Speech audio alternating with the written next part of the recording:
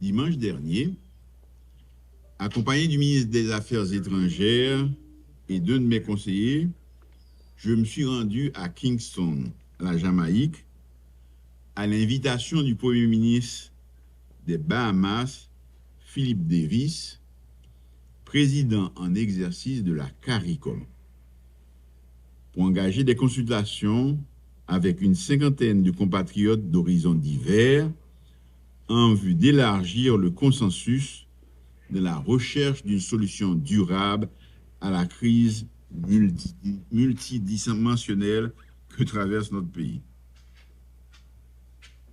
Nous avons été accueillis par le Premier ministre de la Jamaïque, Andrew Holness, qui avait visité Haïti récemment, et par le groupe des éminentes personnalités de la CARICOM, composé des anciens premiers ministres de Sainte-Lucie, Kenny Anthony, des Bahamas, Perry Christie, et de Bruce Golding de la Jamaïque, ainsi que de la secrétaire générale de la CARICOM, Madame Carla Barnett. Je veux ici, au nom du gouvernement haïtien et du peuple haïtien, les remercier tous, ainsi que les pays qui ont apporté leur soutien matériel et logistique à l'organisation de cet événement, pour l'intérêt que l'institution communautaire et les leaders des pays frères de la région portent à la crise haïtienne. Après la réalisation du forum politique organisé les 23 et 24 mai dernier par le Haut Conseil de la Transition, plus d'un se sont interrogés sur l'opportunité de telles consultations à l'extérieur du pays et sur l'utilité d'une telle démarche. Haïti est membre à part entière de la CARICOM. Et quand l'institution communautaire prend une telle initiative, il est normal que le gouvernement haïtien accepte l'invitation. Je suis un homme de dialogue. Et chaque fois que les Haïtiennes et les Haïtiens décident de s'asseoir ensemble pour parler le pays, si j'y suis invité, je répondrai toujours présent. On peut regretter que certains de nos compatriotes qui avaient décliné l'invitation du Haut Conseil de la Transition aient préféré se rendre à la Jamaïque. Mais pouvoir les rencontrer tous là-bas valait la peine, parce que c'était une occasion de renouer le contact avec eux et d'engager à nouveau avec eux un dialogue franc et sincère. Ne serait-ce que pour cela, cette initiative de la CARICOM était une bonne chose. Ces consultations nous ont permis de constater que sur plusieurs sujets d'importance, nos points de convergence sont plus nombreux que nos divergences. Le gouvernement avait souhaité parvenir à une déclaration commune avec tous les participants sur quelques sujets, surtout sur les sujets auxquels on pouvait facilement trouver des consensus. Nous t'ai proposé pour nous toutes, pour lancer nous ensemble, premièrement, sous affaire insécurité qui a brassé le pays. Sous nécessité pour une tête ensemble pour nous faire face à phénomène là. Pour nous porter coller des forces de sécurité nous. Comme ça, nous avons ramener la paix et la sécurité dans tout le pays.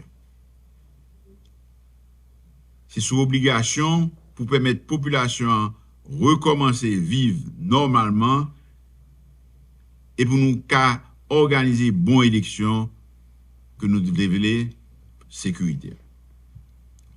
Deuxièmement, nous tous disons nous sommes démocrates.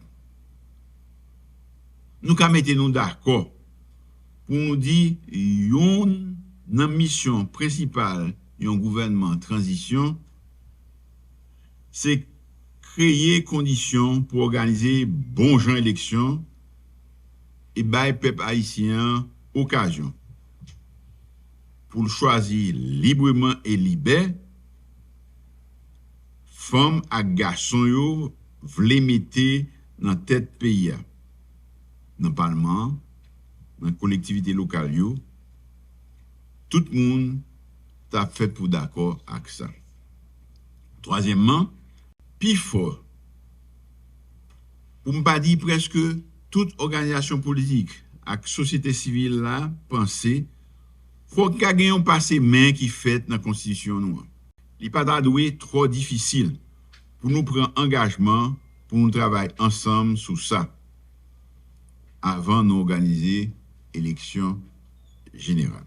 Quatrièmement, le gouvernement a tout HCTA été flexible pour étudier quelques modifications dans la structure gouvernement, dans la structure gouvernance pays, et puis d'accord pour faire changement dans le gouvernement pour le cabine plus inclusif. Dans l'administration publique là, dans la diplomatie à collectivité locale. Esprit d'ouverture ça, ça doit permettre nous rassembler tout le monde dans un combat pour sauver Haïti. Pour le moment, le dialogue n'a pas encore abouti au résultat souhaité. Mais nous allons continuer. Comme nous sommes engagés à le faire, et nous ferons des consultations autour des personnalités crédibles à proposer par le gouvernement ou HCT pour la mise en place du CEP. Les consultations de Kingston constituent une étape dans le dialogue avec l'ensemble de nos compatriotes. Le groupe des éminentes personnes demeure mobilisé sur la question et devrait venir bientôt en Haïti pour rencontrer le HCT et un éventail plus large d'acteurs haïtiens qui n'ont pas pu être à la Jamaïque et continuer de travailler avec tout le monde afin de faciliter le dialogue. Ce dialogue doit se poursuivre et nous allons continuer à parler aux uns et aux autres. Mais nous n'avons pas l'éternité devant nous. Cela fera bientôt 2 ans depuis que cette période intérimaire a commencé. Nous avons cherché sans arrêt à construire des consensus en parlant à tous pour trouver des accords qui nous permettent d'aller de l'avant. La période intérimaire a trop duré. Nous devons mettre en branle le processus électoral, mettre en place un conseil électoral provisoire crédible et mettre le cap sur des élections générales. Bien entendu, la sécurité étant une priorité et une urgence, le gouvernement continue à travailler pour trouver un accompagnement et des moyens pour nos forces de sécurité en vue de créer cet environnement sécuritaire qui permettra aux partis politiques, aux candidats, à faire campagne en toute sérénité. Haïti renaîtra. Je vous remercie.